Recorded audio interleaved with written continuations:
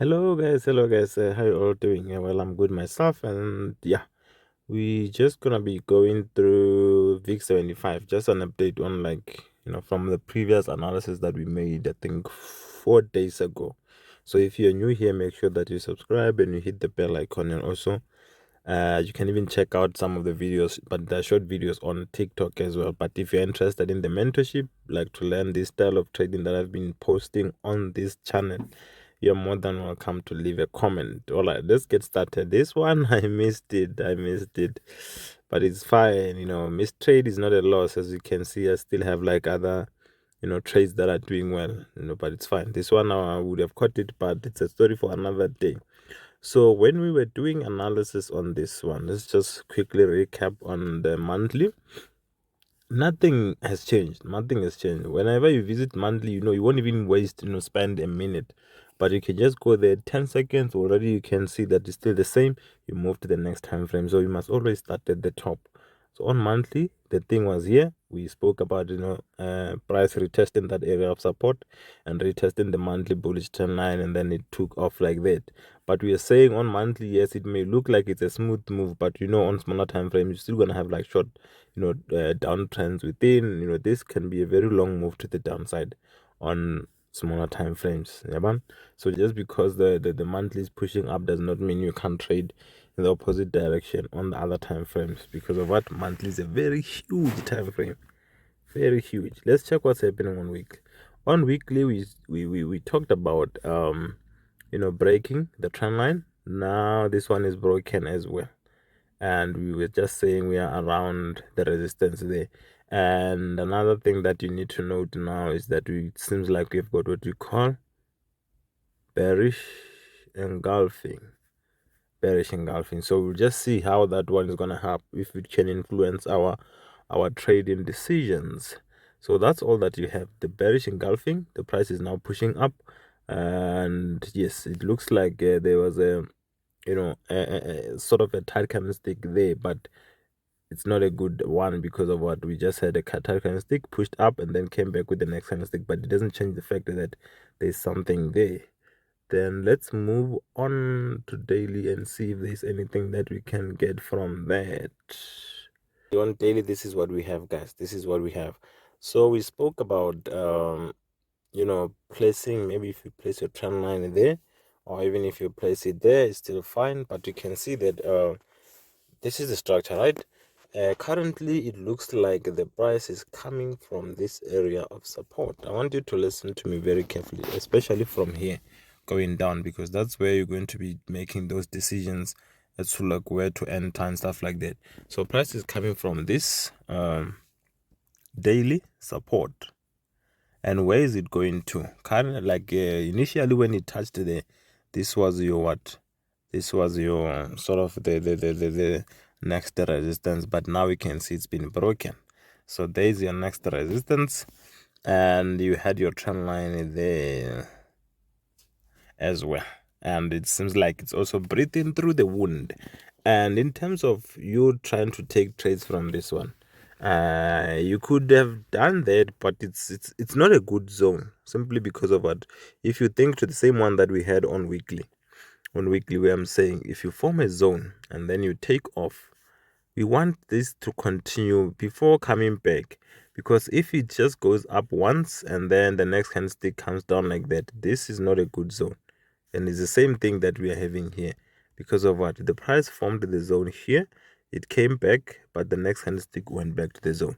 That's not a good sign to try and take a trade from there. And let's see what else we can take from this one. So now it means, because that zone has been taken out, you just need to mark the next opposing one. Remember, you always have to have a zone below and a zone above, so that you have an idea of what the price is trying to do, like where it's coming from and where it's most likely gonna go to. So if in this case, let's just put a trend line so that this makes sense. I said you can have it there, and it was broken. Right, but it's very tricky now. It gets tricky, because if you put your trend line where I put it, it means this zone here, the very same one we said it was not a very nice zone, is the one that did what? That broke the trend line, because this was not a break of a trend line. You can see that it was not broken. So it means this is the one that gave us a move, and we ended up with a candlestick away from there, from the zone. But that very same move, it started there at the top. It was started there before doing this. So this is the one that did what?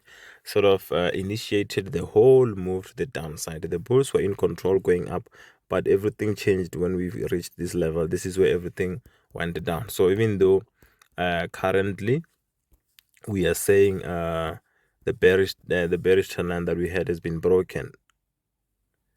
The bearish daily trend line here has been broken, right? Let me remove this one. So the bearish one has been broken.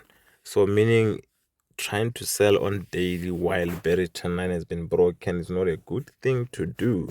But at the same time, you can lean towards this is the one that initiated the move to the downside. If your trend line, you put it there, at least you would say the breakout started by this, and then we have a candlestick outside, right? It's up to you. If you have it there, then you can say that zone is the one that did what? Broke trend line. That's if you have a trend line there. And again, meaning the momentum shifted from that zone, and it is sort of inside an area where you are having what? Engulfing on weekly. Remember, on weekly we're saying this is an engulfing. So we do have an engulfing, and that engulfing gave us what? A momentum shift, or the momentum shifted. We're going up nicely, and during that engulfing, the momentum shifted from uptrend to downtrend, meaning this could just be a retest and then carry on going down like that. So we'll just see how the price reacts to this. But when it gets there, you have every right to try and sort of search for trades to go short, because of what you're seeing on what's this, when you on weekly and also here on daily, right? So that's where you'll be trying to look for trades to go short. Remember, this is your zone below, this is your zone above, always, so that you know where we are coming from and what we're trying to reach. So what about the setup that we had the other day when we were doing the analysis? So let's remove this so that I remind you of what we had. Those who watched that video, if you haven't watched it, maybe I suggest you watch it first before coming to this one, because this is more like we are building from what we already had, right? So in that video, as you can see here on the screen, we had our trend line here at the time. The trend line was like that, right? And we spoke about this zone and this zone, where I was telling you which one I think is sort of stronger than the other, the zone and this one here. So I was telling you which one I think is stronger than the other, and I said this one here. Remember, we're talking about zone here and a zone here, and I'm saying the one above is stronger. This one is strong. Why?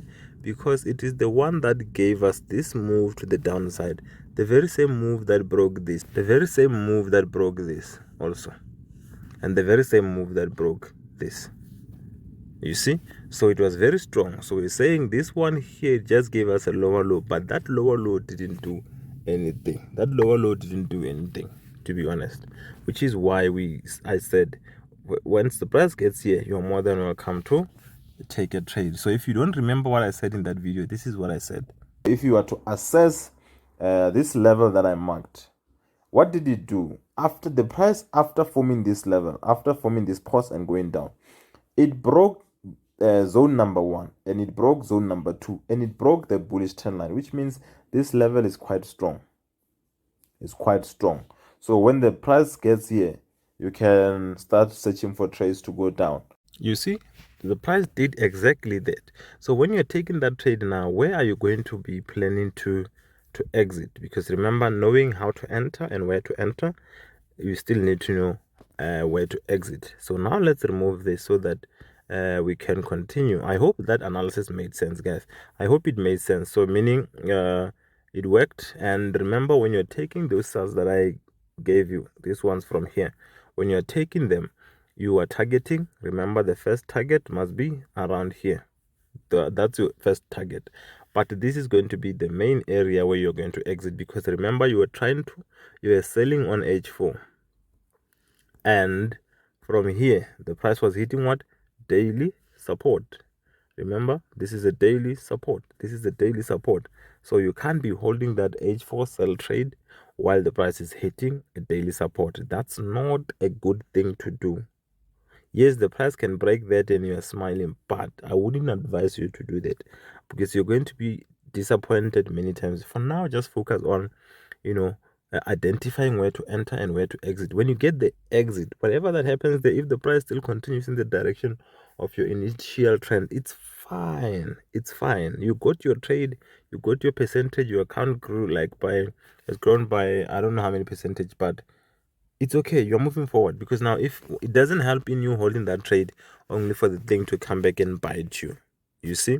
So that's what you were having on H4. That's what you were having. So you had every right to try and look for trades there, but now I would have caught it. I would, if it was me. But if you're trading H4, it means you would have, you're gonna wait here. You were waiting there, and the trade didn't get there because of what? That's your H4 zone, and it is located inside a very nice daily zone, which is this bigger one here. So that's where, if maybe the price would have dipped in, you're going to take your trades there. If H4 is the execution time frame, and the zone that you picked is a very nice zone, simply because after it was formed, remember, we had a trend line there at some point, and the move from the same zone is the one that went up, broke the resistance, broke the trend line. So it was a very strong area. So this is a strong zone.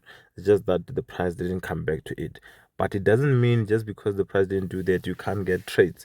So if you, let's say you are trading H1, I'll show you how I would have went with this one, because you know where you are. So that's when you can go to smaller time frames. Otherwise, if I'm in the middle of nowhere, I wouldn't do small time frames. But when I know I'm inside a bigger zone, I want to get an entry where the stop loss is going to be a bit smaller. It means I have to move lower to the smaller time frames. So you're going down there, having a trend line somewhere there, right?